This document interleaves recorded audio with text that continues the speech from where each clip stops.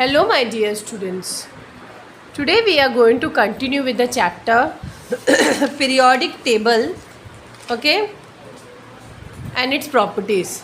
So, in the last lectures, we have already learnt about periodic trends in properties, okay. Now, what are these trends? One of the important features of the long form of the periodic table is that several properties of elements vary in regular fashion and such properties are called periodic properties. ये हम लोग पहले पढ़ चुके थे, ठीक है. तो periodic repetitions जो भी होते हैं they have similar properties. जैसे कि ये जो पीरियोडिसिटी के बारे में हम पहले भी लेक्चर्स में पढ़ चुके हैं. उसमें हमने एटॉमिक रेडियाई के बारे में पढ़ा था कि लेफ़्ट टू राइट जब हम पीरियोडिक टेबल में जाते हैं तो क्या होता है कि एटॉमिक साइज़ रिड्यूस होता है, ओके. एटॉमिक रेडियस जो है, साइज़ ऑफ एटम जो है वो भी कम होने लगता है, ओके. इलेक्ट्रॉन डेंसिटी जो है वो क्या होती है, कम होते जाती है, ओके. और क्रिस्टल रेडियस के बारे में अगर मैं बताऊं या मेटेलिक रेडियस के बारे में, इट इज़ डिफाइंड एज, ये आपके लिए नया टर्म होगा, it is defined as 1/2 of the distance between the centre of the nuclear of 2 adjacent atoms in a metallic crystal. जैसे कि ये अब यहाँ पे भी कोवेलेंट रेडियस का भी डायग्राम दिया गया है कि the term is use to specify the size of an atom when it is covalently linked, यानी कि कोवेलेंट बॉन्ड बनने के बीच में ये देखो ये साइज़, इन दोनों के न्यूक्लियस के बीच के साइज़ को हमें देखना है, ओके. तो एक सिंगल कोवेलेंट बॉन्ड से जब बांधा जाता है तब हम कोवेलेंट रेडिया उसको कहते हैं. तो ये एडिटिव होते हैं, they can be added together and can be formed. ये क्यों यूज़ होते हैं? इंटर न्यूक्लियर डिस्टेंस के लिए, यू नो, इसको हम यूज़ करते हैं. फिर हमने वैन डर वाल रेडियस भी होता है, ओके. वैन डर वाल, अभी इसमें ना बहुत डीप जाने की हमें ज़रूरत नहीं, बस थोड़ा बहुत पढ़ लो. वैन डर वाल रेडियस क्या होता है? It is defined as 1/2 of the distance between the nuclear of 2 atoms of the same substance at their closest approach. मतलब क्लोजेस्ट अप्रोच में जब 2 एटम्स होते हैं उसके डिस्टेंस को हम वैन डर वाल. It may be noted that जो कोवेलेंट रेडियाई होते हैं, ओके,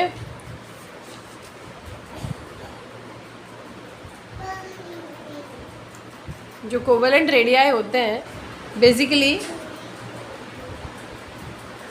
एटम्स के, वो much smaller than van der Waals radii होते हैं. This is due to the fact that formation of the covalent bond involves overlapping, ना, एक दूसरे के ऊपर आ जाते हैं कोवेलेंट बॉन्ड, ओके. यहाँ पे ऐसे नहीं होता है, ओके.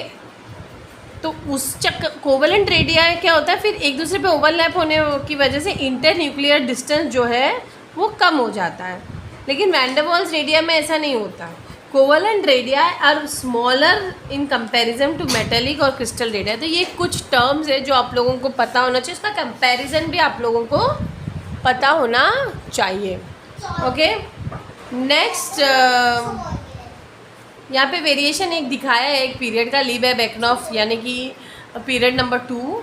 यहाँ पे दिखाया गया है कि एटॉमिक नंबर 3, 4, 5, 6 और सो ऑन, और एटॉमिक रेडियस देखो घटते जा रहा है ना. ऐसा कुछ टेबल दिया जाएगा, इस बेसिस पे क्वेश्चन भी पूछे जा सकते हैं. तो वेरिएशन इन ग्रुप और period down the group atomic radius increases. तो यहाँ आप देख सकते हो हलीना के रब से फरिया, डाउन द ग्रुप क्या हो रहा है, एटॉमिक रेडियस आप देख रहे हो कि बढ़ रहा है, ठीक है.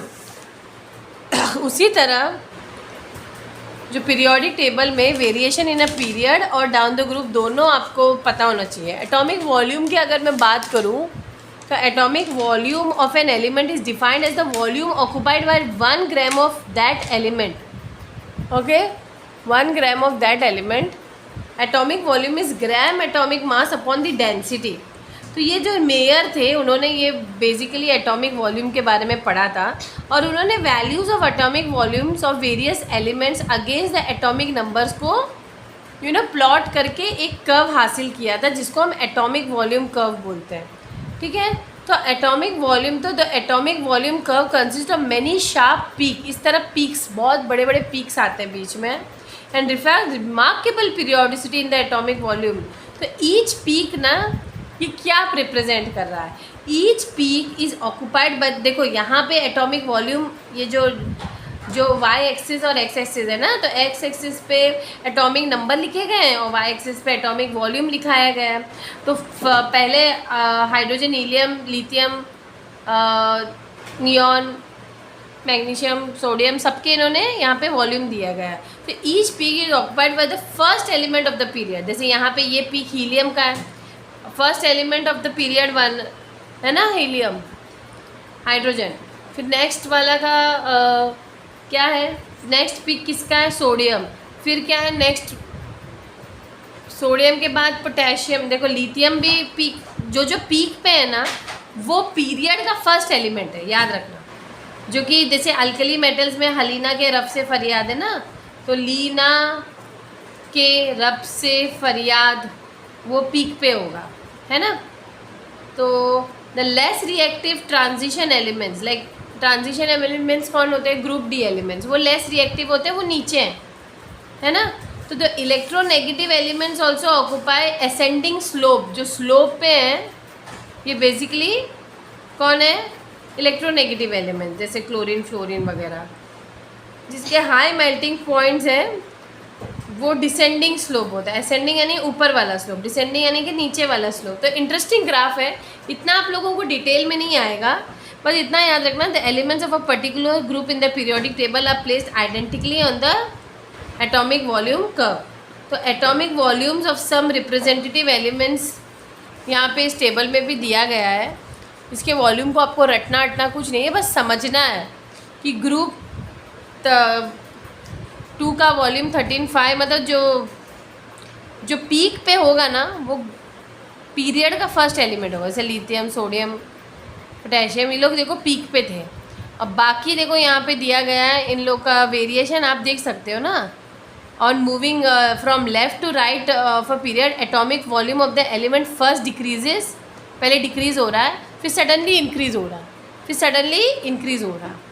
ओके, ये याद रखना। देखो याद तो आप लोगों को रखना ही पड़ेगा। Variation in a group, the atomic volume increases, group की बात करो, डाउन द ग्रुप, हमेशा पीरियड अक्रॉस द पीरियड, और ग्रुप डाउन द ग्रुप आप लोग देख सकते हैं। Atomic volume increases regularly on moving down a group. Ionic radii की बात करो तो आयोनिक रेडियाई यानी कि आयन्स क्या होते हैं, जैसे कि सोडियम से एक इलेक्ट्रॉन निकला तो सोडियम प्लस बना, तो अब ये आयन बना, तो ये इसके रेडियस को हम आयोनिक रेडियस कहते हैं। तो वो कैटायन भी हो सकते हैं, एनायन भी हो सकता है। तो ionic radius basically may be defined as the distance from its nucleus to the point up to which the nucleus has influence. Sir atomic volume का बात हम लोग आयोनिक रेडियस डिस्कस कर रहे थे। The ionic radius of an ion may be defined as the distance from its nucleus, दोनों के nucleus, from to the point up to which the nucleus has influence on the electron cloud. देखो यहाँ पे समझने वाली बात है कि इलेक्ट्रॉन क्लाउड पे जितना इन्फ्लुएंस हो सकता है, जितने पकड़ में आ सकता है, इलेक्ट्रॉन क्लाउड क्या होता है, न्यूक्लियस के अगल बगल जो इलेक्ट्रॉन्स है वहाँ तक।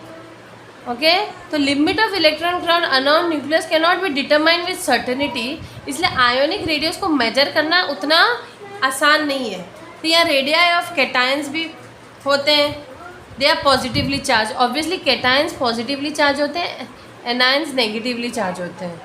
ओके, तो number of positive charges present on a cation is equal to the number of electrons lost by the neutral atom during its formation. तो यहाँ पे थोड़ा ये कंफ्यूज हो जाओगे आप लोग, लेकिन होना नहीं। कैटायंस पॉजिटिवली चार्ज आयन्स होते हैं, okay, and are form when a neutral atom loses 1 और मोर इलेक्ट्रॉन। जैसे सोडियम एक कैटायन है, सोडियम कैटायन है क्योंकि वो पॉजिटिवली चार्ज आयन है, उससे एक इलेक्ट्रॉन निकलता है और वो Na+ बन जाता है, यस और नो, है ना। तो जितना number of positive charge present होगा, जैसे मैग्नीशियम में 2 पॉजिटिव चार्ज प्रेजेंट है, उतने नंबर ऑफ इलेक्ट्रॉन्स उससे निकला, ये हमें समझना है। तो यही तो हमें पता होना, ये तो हम लोग बचपन से पढ़ते हैं, कैटायन क्या है, एनायन क्या है। जैसे सोडियम का, जैसे मैंने कहा एक इलेक्ट्रॉन उससे निकला, इसको देखो दोनों तरीके से लिख सकते हैं, ऐसे भी लिख सकते हैं, इज इक्वल टू Na+, या इलेक्ट्रॉन इस तरफ आएगा तो प्लस इलेक्ट्रॉन, तो दोनों तरफ से लिख सकते हैं हम लोग। हाँ, ये बच्चे कंफ्यूज होते हैं। और देखो मैग्नीशियम का 2 इलेक्ट्रॉन निकलते हैं, तो आयोनिक रेडियस इसका 0.95 एंगस्ट्रॉम है, 0.6। तो जितना इलेक्ट्रॉन निकलेगा उतना रेडियस कम हो जाएगा ना, इसी को आयोनिक रेडियस कहते हैं। और कैटायन का रेडियस कहते हैं, और एनायन का रेडियस नेगेटिवली चार्ज आयन्स होते हैं। तो जितने इलेक्ट्रॉन्स वो लेगा उतना रेडियस उसका बढ़ते जाएगा। ये सुनो, तो क्या होगा, atoms are negatively charge ions and are formed when one or more electrons are added to the valence shell. Yes or no? But more electrons are compared to its parent atom. This decreases the effective nuclear charge, that is nuclear exerts less influence on the valence electron. The valence electron moves away from the nucleus and the size increases due to expansion of electron. So hence इसमें क्या हो रहा था, decrease in size हो रहा था, electron क्योंकि निकल रहा था। इसमें क्या हो रहा है, रेडियस डिक्रीज हो रहा है ना, किसमें, कैटायंस वाले केस में, क्योंकि इलेक्ट्रॉन निकल रहे हैं, है ना। और पॉजिटिवली चार्ज आयन में इलेक्ट्रॉन निकलते हैं ना, और इलेक्ट्रॉन्स ऐड हो रहे हैं। तो नेगेटिवली चार्ज आयन्स में always they are larger than that of the parent atom. तो यहाँ पे जैसे क्लोरीन में एक इलेक्ट्रॉन ऐड है, पेरेंट एटम क्लोरीन था, उसमें एक और इलेक्ट्रॉन ऐड हो, क्योंकि क्लोरीन का 287 था ना इलेक्ट्रॉनिक कॉन्फ़िगरेशन, लेकिन जब वो Cl माइनस बन जाता है वो 288 इलेक्ट्रॉनिक कॉन्फ़िगरेशन।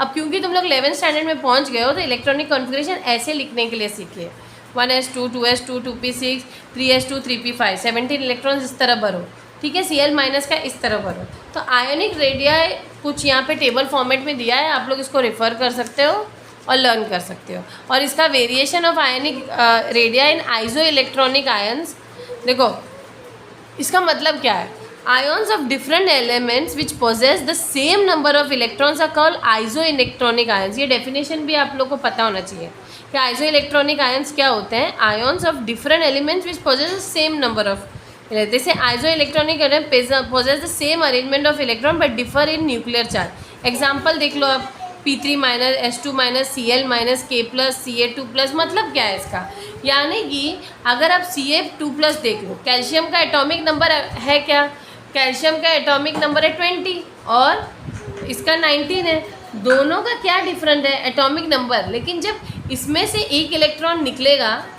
तो ये 18 बन जाएगा, इसमें से एक इलेक्ट्रॉन, 2 इलेक्ट्रॉन निकलेंगे तो भी ये 18 बन जाएगा, कि दोनों का क्या फॉर्म सही से सेम है। ये आप समझे कि नहीं। आइसो इलेक्ट्रॉनिक आयन्स जैसे K प्लस है और Ca2 प्लस है, ये दोनों एक दूसरे के आइसो इलेक्ट्रॉनिक आयन है। इसका मतलब क्या है मैम, इसका मतलब ये है कि K का एटॉमिक नंबर 19 था, कैल्शियम का एटॉमिक नंबर 20 था, लेकिन जब कैल्शियम पोटेशियम से एक इलेक्ट्रॉन निकला, इसको चुप बैठो, तो ये K प्लस बना। लेकिन कैल्शियम से 2 इलेक्ट्रॉन निकलेगा ना, क्योंकि उसको नियरेस्ट इलेक्ट्रॉनिक कॉन्फ़िगरेशन स्टेबल वाला 18 है ना, तो 2 इलेक्ट्रॉन निकलेंगे, राइट।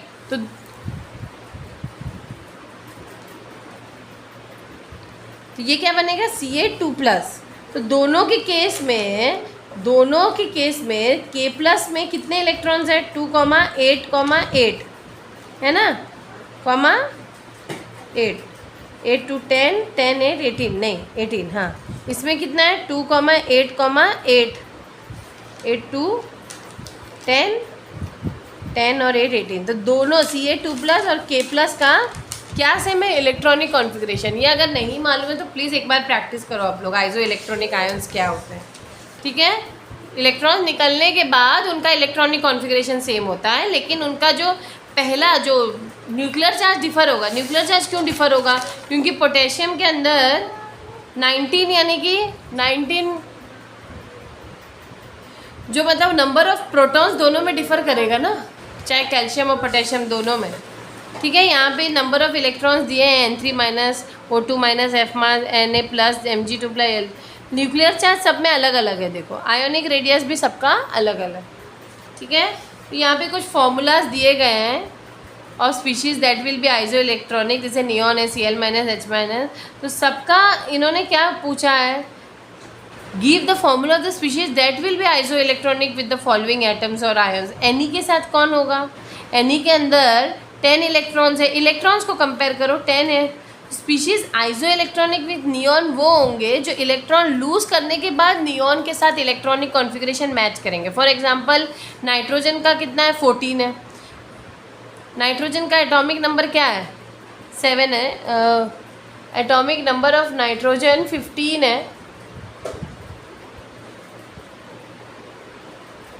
नहीं एटॉमिक नंबर ऑफ नाइट्रोजन 7 है, और अगर इसमें 3 इलेक्ट्रॉन्स आए तब वो N3 माइनस बनेगा, है कि नहीं, या तब मैच होगा ना नियॉन के साथ, फिर नियॉन और ये दोनों 10 हो जाएंगे। O2 ऑक्सीजन का 8 है, 2 इलेक्ट्रॉन लेगा तो कितना बनेगा O2 माइनस F, क्योंकि इसका एटॉमिक नंबर कितना है 9 है ना, 1 इलेक्ट्रॉन लेगा, लेने पे माइनस चार्ज 1 पड़ेगा, 2 इलेक्ट्रॉन लेंगे तो 2 माइनस चार्ज थी, तो लेने के बाद वो नियॉन से मैच करे। तो वही तो क्वेश्चन पूछ रहे हैं लोग, कौन से ऐसे इलेक्ट्रॉन्स हैं, जैसे Mg का ओरिजिनली 12 था इलेक्ट्रॉन्स, लेकिन 2 इलेक्ट्रॉन इसने दिए इसलिए Mg2+ बना ना। तो स्टूडेंट्स ये लोग आप लोग को पता होना चाहिए कैटायन एनायंस बनते कैसे हैं, और आइसो इलेक्ट्रॉनिक्स के ये कुछ क्वेश्चंस हैं जो आप लोगों को सॉल्व करने हैं। ये भी क्वेश्चन इजी है, species iso electronic with Cl-, ये भी आप लोग सॉल्व करके देखिए, विथ H- भी सॉल्व करके दिए, विथ Rb+, तो ईजी है, कोई टफ नहीं है। इसके लिए आपको बस इलेक्ट्रॉन कितने लेने देने ये मालूम होना चाहिए, इसके लिए एटॉमिक नंबर याद होना ज़रूरी है। Which of the following pairs will have a largest size, K और K+, किसका लार्जर साइज होगा, इससे इलेक्ट्रॉन निकल गया तो K का ज़्यादा होगा ना, okay. O2 minus will be bigger than F-, yes और नो, क्यों, क्योंकि because both contain the same number of electrons but the nuclear charge is less in O2 minus.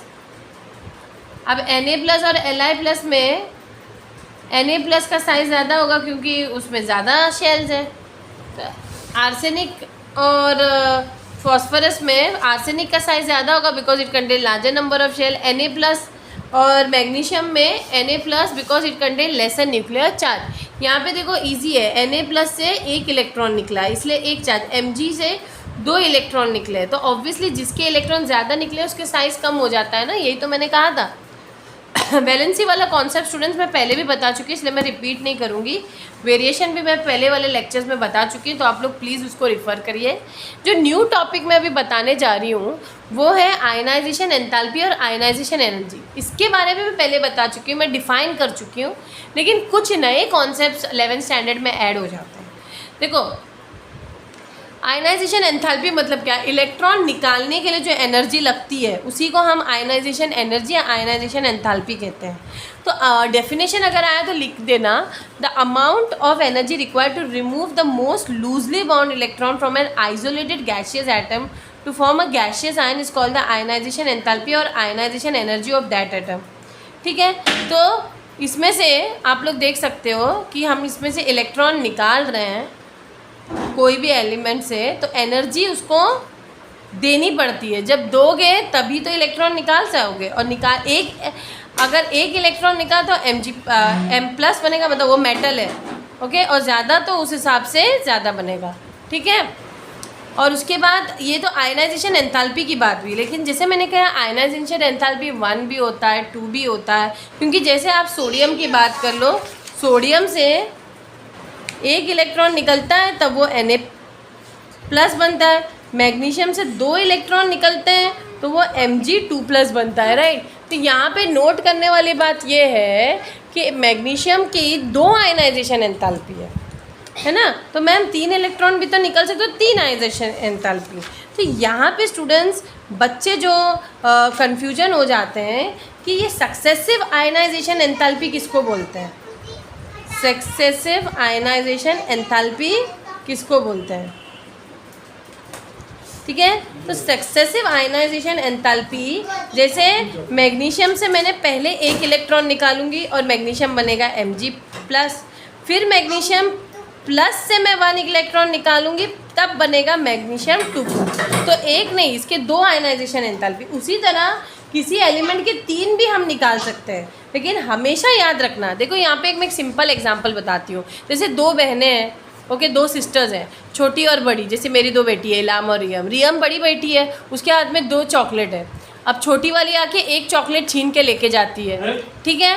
तो अब 1 चॉकलेट छीन के जाने में छोटी वाली को ज़्यादा मेहनत नहीं करनी पड़ी क्योंकि वो चुपके से लेकर गई, बड़ी वाली के हाथ से, मेरी बड़ी बेटी के हाथ से। लेकिन अब दूसरी चॉकलेट छीनने के लिए बड़ी वाली चौकन्ना हो जाएगी कि अब दूसरी चॉकलेट भी ये लेकर जाएगी, तो वो दूसरी चॉकलेट को एकदम कस के पकड़ेगी ताकि वो आके छीने ना। यानी कि अगर दूसरी चॉकलेट उसको बड़ी बेटी के हाथ से मेरे छीनना है तो छोटी वाली को ज़्यादा एनर्जी लगेगी। इसीलिए याद रखना यहाँ भी सेम है, पहला इलेक्ट्रॉन निकालना मैग्नीशियम से कम एनर्जी लगेगी कंपेयर टू सेकेंड इलेक्ट्रॉन निकालना, क्योंकि अब ये अपना इलेक्ट्रॉन देना पसंद नहीं करेगा। जैसे वो मेरी बेटी बड़ी वाली, अब वो दूसरा चॉकलेट देना पसंद नहीं करेगी, वो चौकन्ना हो गई, that she is now alert कि अब मेरी बहन आके फिर से चॉकलेट छीनेगी, राइट। तो इसीलिए याद रखना आयनाइजेशन एंथैल्पी जो थर्ड वाला होगा वो सेकेंड वाले से ज़्यादा होगा कंपेयर टू फर्स्ट वाला। मतलब सबसे कम आयनाइजेशन एनर्जी, मतलब पहली बार चॉकलेट छीनना आसान होगा कंपेयर टू सेकेंड और थर्ड बार, है कि नहीं। सेकेंड बार भी चलो अगर छीन लिया तो थर्ड चॉकलेट तो छीनना नामुमकिन होगा, वो तो बहुत ही एकदम पकड़ के बैठेगी कि नहीं देंगे नहीं देंगे। समझ में आया। तो याद रखना ये वाला एक्सप्लेनेशन कि सेकेंड एंड थर्ड आयनाइजेशन या फोर्थ भी पकड़ लो ज़्यादा होगा compare to the lower ionisation. इसी को हम सक्सेसिव आयनाइजेशन एंथैल्पी बोलते हैं। तो first and second ionisation energies of some elements are given in this table before. You can see what you can see a comparison कि जो first ionization enthalpy जो है वो कम होता है कंपेयर टू सेकेंड, और थर्ड वाला तो उससे ज़्यादा होता है। ठीक है, ये टेबल में आप लोग ये टेबल देखो, टेबल के वैल्यूज़ आप लोगों को याद नहीं करने होते हैं, आप लोग को वो देख के समझना होता है कि पहला वाला दूसरे से ज़्यादा है आयनाइजेशन एंथैल्पी, थर्ड वाला आयनाइजेशन एनर्जी सेकेंड वाले से ज़्यादा है। ये एक्सप्लेन करना आप लोगों को आना चाहिए। ठीक है, अब आयनाइजेशन एंथैल्पी किस पे डिपेंड होता है, size of atom, nuclear charge, ये तो हमने पहले भी पढ़ा था, पहले प्रीवियस लेक्चर्स में भी। साइज ऑफ द एटम यानी कि आयनाइजेशन एनर्जी एटॉमिक रेडियस पे डिपेंड करता है। लार्ज एटम होगा तो वैलेंस इलेक्ट्रॉन ऑब्वियसली ना, देखो ये एक लिथियम है, लिथियम मैंने बनाया है, ठीक है, लिथियम Li2 है, ओके, और मैं बनाती हूँ पोटेशियम। पोटेशियम कितना है एटॉमिक नंबर, पोटेशियम का एटॉमिक नंबर है 19, है ना। तो यानी कि 2 3 4 5 6 7 8, 1 2 3 4 5 6 7 8, 1 2 3 4 5 6, कितना हुआ 2 8 और 1, है ना, 2 8 10 10 8 18। तो ये जो वैलेंस इलेक्ट्रॉन आखिरी, ये दूर है ना न्यूक्लियस से, इतना पकड़ नहीं है न्यूक्लियस का। न्यूक्लियस का आखिरी इलेक्ट्रॉन पे इतना पकड़ नहीं है कंपेयर टू यहाँ पे करीब है ना वैलेंस इलेक्ट्रॉन। तो यही वो कहना चाह रहे हैं, जितना छोटा एटम होगा या एलिमेंट होगा उतना पकड़ न्यूक्लियस का वैलेंस इलेक्ट्रॉन पे ज़्यादा होगा, इसीलिए आयनाइजेशन एंथैल्पी भी ज़्यादा होगी। इसीलिए आयनाइजेशन एंथैल्पी ज़्यादा होगी तो आसानी से इलेक्ट्रॉन नहीं निकलेगा कंपेयर टू जितना दूर वैलेंस इलेक्ट्रॉन होगा उसको आसानी से इलेक्ट्रॉन को निकाला जा सकता है। इसीलिए साइज ऑफ द एटम बहुत इंपॉर्टेंट है। उसी तरह न्यूक्लियर चार्ज, क्योंकि जितना increase in the nuclear charge होगा वैलेंस शेल इलेक्ट्रॉन्स उतना देखो मैंने कहा यही वाली बात हुई, जितना दूर न्यूक्लियस से इलेक्ट्रॉन होगा वैलेंस इलेक्ट्रॉन उतना न्यूक्लियर चार्ज भी कम होगा। और लेकिन यहाँ पे न्यूक्लियर चार्ज ज़्यादा है क्योंकि न्यूक्लियस के करीब है वैलेंस इलेक्ट्रॉन। जितना दूर इलेक्ट्रॉन होगा न्यूक्लियस से उतना न्यूक्लियर चार्ज कम होगा, और न्यूक्लियर चार्ज कम होना यानी कि पकड़ कम होना वैलेंस इलेक्ट्रॉन का। याद रखना ये वाला जो वैलेंस इलेक्ट्रॉन है जो न्यूक्लियस के करीब होता है, समझो न्यूक्लियस मदर है और वैलेंस इलेक्ट्रॉन बच्चा है। जो बच्चा माँ के पास रहते हैं या घर में रहते हैं वो उनको दोस्त लोग आसानी से लेके भाग नहीं सकते खेलने के लिए, लेकिन जो बच्चा समझो हॉस्टल में रहता है ना, न्यूक्लियस के दूर यानी कि मदर से दूर रहता है हॉस्टल में, उसको दोस्त लोग आराम से लेकर जा सकते हैं क्योंकि न्यूक्लियस की पकड़ यानी कि मदर की पकड़ उतने दूर हॉस्टल में तो हो नहीं सकता ना। ये वाला एग्जाम्पल याद रखिए, ठीक है। एग्जाम्पल ना थोड़ा वैसे याद रखना कि ईजी हो जाए। तो यही बात होती है स्क्रीनिंग इफेक्ट और शील्डिंग इफेक्ट वाली भी। न्यूक्लियर चार्ज की तो समझ गए कि आयनाइजेशन एनर्जी जितना न्यूक्लियर चार्ज कम होगा उतना आसानी से इलेक्ट्रॉन को निकालेंगे। तो ionization energy increases with increase in nuclear charge. तो न्यूक्लियर चार्ज इसमें ज़्यादा है कि इसमें ज़्यादा है, न्यूक्लियर चार्ज मैम इसमें ज़्यादा है तो आयनाइजेशन एनर्जी भी इसकी ज़्यादा होगी। है ना।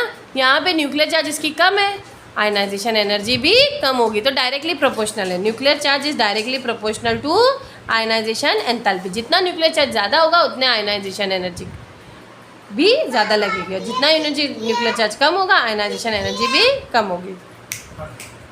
ओके, समझ में आया। अब आगे देखिए स्क्रीनिंग और शील्डिंग इफेक्ट, ये बहुत इंपॉर्टेंट पार्ट है स्टूडेंट्स। देखो स्क्रीनिंग इफेक्ट क्या होता है, स्क्रीनिंग का या शील्डिंग का मतलब एक शील्ड आना। यहाँ पे नोटिस करिए, यही वाला एग्जांपल आप लोग ले लीजिए। इन दोनों केस में न्यूक्लियस की पकड़ इस पे ज़्यादा होगी, इस यहाँ पे ज़्यादा होगी, यहाँ जब मैम यहाँ पे ज़्यादा होगी। क्यों यहाँ पे ज़्यादा होगी? इसीलिए ज़्यादा होगी क्योंकि न्यूक्लियस जो है और वैलेंस इलेक्ट्रॉन के बीच में ज़्यादा गैप नहीं है। यहाँ पे आप लोग देखिए कि बीच में वैलेंस इलेक्ट्रॉन्स के बीच में और भी इलेक्ट्रॉन्स हैं, जो भले न्यूक्लियस इसको अंदर खींचना चाह रहा है, लेकिन ये जो वैलेंस इलेक्ट्रॉन शील्ड की तरह काम करे, जो इंटर वैलेंस, जो अंदर वाले वैलेंस इलेक्ट्रॉन्स हैं, जो इसको हम कहते हैं क्योंकि ये मल्टी इलेक्ट्रॉन एटम है ना, तो इलेक्ट्रॉन्स प्रेजेंट इनर इलेक्ट्रॉन, इन चीज़ों को हम कहते हैं इनर इलेक्ट्रॉन। अब इनर इलेक्ट्रॉन्स क्या करते हैं, ये भी नेगेटिव चार्ज के हैं, वैलेंस इलेक्ट्रॉन भी नेगेटिव चार्ज का है। अब वैलेंस इलेक्ट्रॉन को इनर इलेक्ट्रॉन अंदर नहीं आने देना चाहते, जबकि न्यूक्लियस वैलेंस इलेक्ट्रॉन को अपनी तरफ खींचना चाहता है। लेकिन जो इनर इलेक्ट्रॉन्स हैं, जो इनर इलेक्ट्रॉन्स हैं, जो वैलेंस इलेक्ट्रॉन को अंदर, क्योंकि वो खुद भी नेगेटिव है, वैलेंस इलेक्ट्रॉन में वो उसको उल्टा भेजते हैं, उल्टा एक ऑपोजिट डायरेक्शन में भेजना चाहते हैं। और जीतता कौन है? इनर इलेक्ट्रॉन, और हारता कौन है? न्यूक्लियर चार्ज या इफेक्टिव न्यूक्लियर चार्ज। तो इसको कहते हैं शील्डिंग इफेक्ट। ये शील्ड की तरह, जो इनर इलेक्ट्रॉन है शील्ड की तरह काम करते हैं। और ये बहुत इंपॉर्टेंट क्वेश्चन है, इसको अच्छे से रीड करते हैं हम लोग। ओके, ये बहुत इंपॉर्टेंट क्वेश्चन है। In a multi electron atom the electrons present between the nucleus and the valence electron, between the nucleus and the valence electron, जो इलेक्ट्रॉन्स प्रेजेंट होते हैं इनको हम इनर इलेक्ट्रॉन्स कहते हैं। और ये एक शील्ड की तरह काम करता है कि ये वैलेंस इलेक्ट्रॉन को न्यूक्लियस को खींचने नहीं देता है, ठीक है। और इस वजह से ऐसे टाइप के एटम में आयनाइजेशन एंथैल्पी कम होती है। क्यों? क्योंकि इजीली इसको हटा सकते हैं ना, ये इसको खींचने दे ही नहीं रहा है। Okay, in a multi-electron electrons present between the nucleus and the valence, that is inner electron shield the valence electron from the nucleus.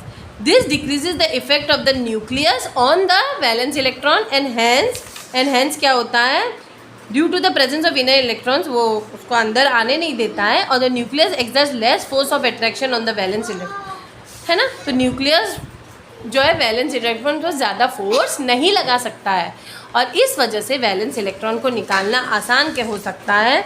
और this effect is called screening effect और shielding effect. And therefore what does it do? It decreases the nuclear charge felt by the valence electron. नहीं तो nuclear charge, nucleus के जो valence electron को अंदर खींचता है उस चार्ज को न्यूक्लियर चार्ज कहते हैं, और ये इनर इलेक्ट्रॉन्स को अंदर खींचने नहीं देते हैं, इसको शील्डिंग इफेक्ट कहते हैं। ओके, इस वजह से this effect is called screening or shielding effect, and it decreases the nuclear charge felt by the valence electron, and the actual charge felt by the valence is known as effective nuclear charge. इसको हम यहाँ पे Z हैस्ट्रिज है ना, ये क्या represent कर रहा है, इसको हम इफेक्टिव न्यूक्लियर चार्ज बोलते हैं। And S is a constant known as screening और शील्डिंग कांस्टेंट। तो Z माइनस S यानी कि overall charge minus the screening effect, ये याद रखना। Okay, the screening effect depends upon number of inner electron. जितने इनर इलेक्ट्रॉन ज़्यादा होंगे उतने शील्डिंग इफेक्ट ज़्यादा होंगे, ठीक है। Greater the number of inner electron greater will be the screening effect, and lesser the number of inner electron lesser will be the screening effect. तो hence if other factors remain same, ionization energy decreases with an increase in the number of inner electrons. तो ionization energy क्या होगी? कम हो जाएगी ना। ऐसे type के atom में जहाँ पे इनर इलेक्ट्रॉन ज़्यादा हो, वैलेंस इलेक्ट्रॉन को न्यूक्लियस खींच नहीं पा रही क्योंकि ये शील्ड की वजह से ये अंदर इसको ऑपोजिट उल्टा ढकल रहा है, न्यूक्लियस को अंदर खींचने नहीं दे रहा है। यहाँ पे आयनाइजेशन एनर्जी कम लगेगी क्योंकि आसानी से लेके भाग सकते हैं हम इसको, क्योंकि कोई इसको रोक ही नहीं रहा है ना। तो इसको कहते हैं हम स्क्रीनिंग इफेक्ट। अब पेनिट्रेशन इफेक्ट किसको कहते हैं? देखो, in multi-nuclear atom, electron clouds of various electrons do not maintain distinct boundaries. Instead the electron cloud of an electron penetrates into electron cloud of, मतलब यहाँ पे इलेक्ट्रॉन क्लाउड एक दूसरे में पेनिट्रेट हो रहे हैं. Due to this effect electron shift towards nucleus and experience a great pull by it. तो जो इलेक्ट्रॉन जो है न्यूक्लियस के अंदर मतलब एकदम से अंदर की तरफ जाते हैं और great pull by it experience करते हैं. तो इस केस में जैसे it depends upon the shape, लेकिन जैसे जो एस इलेक्ट्रो जो होते हैं एस ऑर्बिटल ऐसी शेप का होता है, पी ऐसे होता है, डी डबल डम्बल होता है ना, एफ डिस्क्रीट शेप का होता है. तो पेनिट्रेशन किस में अच्छा होता है उसके शेप पे भी डिपेंड करता है. तो एस का सबसे अच्छा पेनिट्रेशन होता है compare to P, compare to D, compare to F. ये याद रखना आप लोग, ठीक है. तो when the penetration power of an electron is more, it will be closer to the nucleus and more energy will be required to remove it. क्योंकि अब S वगैरह में ज़्यादा पेनिट्रेशन होता है, गोल गोल है ना, तो ज़्यादा P में भी अच्छे से होता है, इनमें ज़्यादा अच्छे से होता नहीं है क्योंकि उनकी शेप की वजह से. और जितना पेनिट्रेशन होगा उतना न्यूक्लियस क्लोज रहेगा, न्यूक्लियस इलेक्ट्रॉन को छोड़ेगा नहीं. तो इसीलिए जितना पेनिट्रेशन होगा पावर ऑफ एन इलेक्ट्रॉन को निकालने में मतलब न्यूक्लियस से वो क्लोज रहेगा उतना हमें एनर्जी लगेगी ना, आयनाइजेशन एंथैल्पी ज़्यादा लगेगी. So thus for the same value of n, the ionization of energy of s electron is greater than that of p, than that of d and that of I. तो s को s orbital से electron निकालना ज़्यादा difficult होगा compare to p, compare to d, compare to f. ठीक है, ये याद रखना है आप लोग को. इलेक्ट्रॉनिक कॉन्फ़िगरेशन जो स्टूडेंट्स, मैंने ये एक अलग सा वीडियो बनाया है इलेक्ट्रॉनिक कॉन्फ़िगरेशन कैसे बनाते हैं और किसका कैसा होता है, तो प्लीज़ आप लोग वो देखिए. और इलेक्ट्रॉनिक कॉन्फ़िगरेशन कैसे आयनाइजेशन एंथैल्पी को इफेक्ट करता है ये हम लोग पढ़ते हैं कि electronic configuration of an atom में also effect the value of ionization energy. Half filled and completely filled shells are found to possess extra stability. याद रखना हमेशा.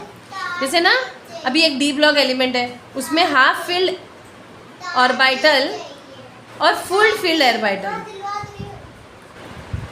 है ना. फुल फील्ड ऑर्बिटल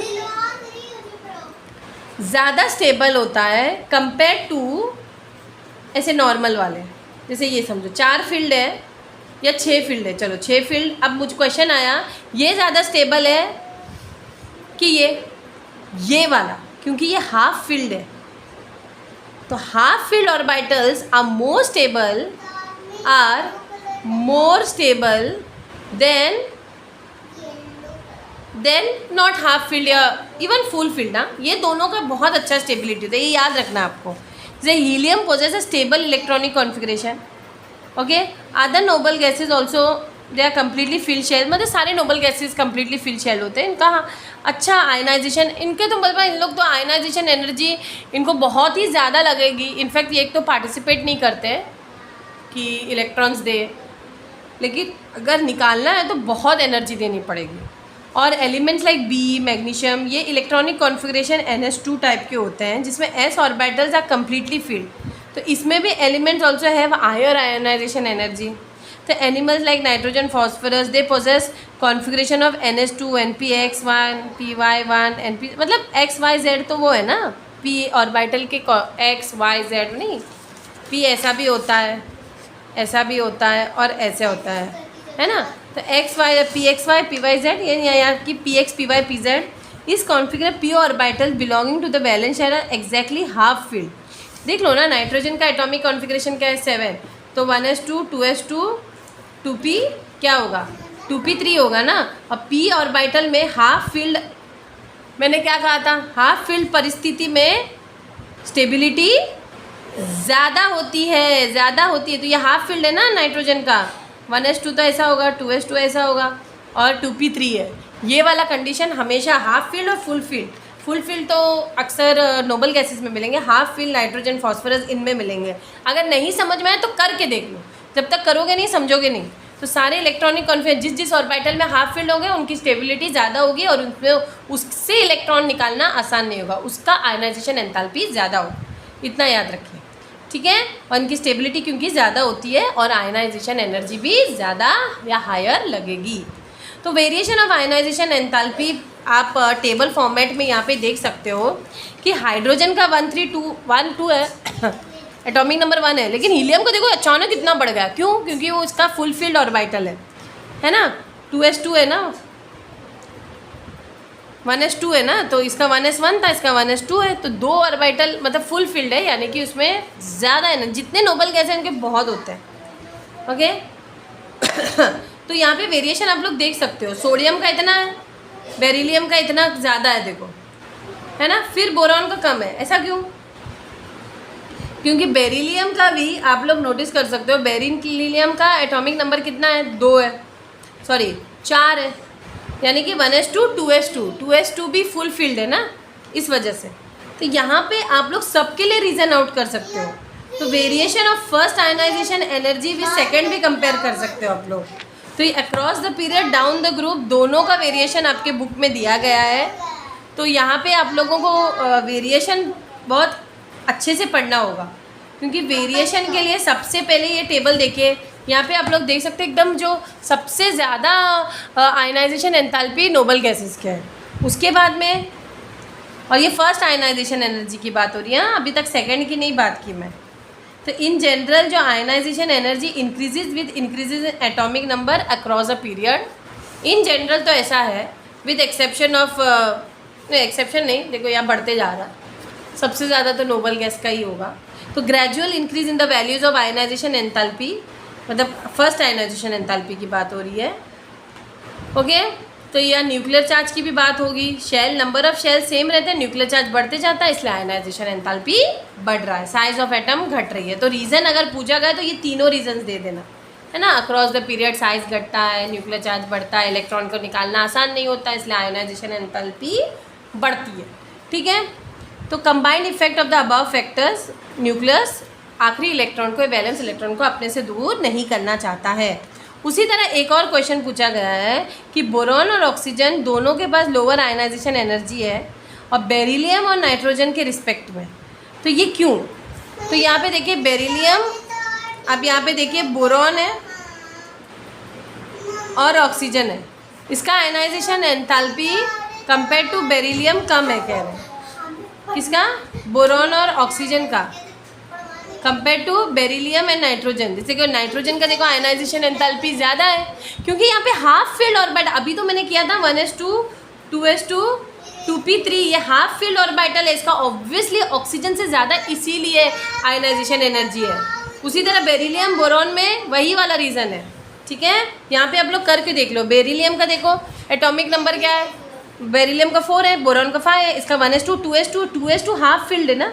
यहाँ पे देखो 1s2 2s2 2p1, आखिरी वाला हाफ फील्ड नहीं है, आखिरी वाले को देखो, हाँ आखिरी वाले वैलेंस इलेक्ट्रॉन हाफ फील्ड और फुल फील्ड में ज़्यादा स्टेबल होता है और ज़्यादा आयनाइजेशन एंथैल्पी लगती है। उसी तरह बोरॉन में आप लोग देख सकते हो कि boron possesses a higher nuclear charge and its ionization is less। तो ठीक है, तो यहाँ पे आप लोग ये रीज़न लिख सकते हो।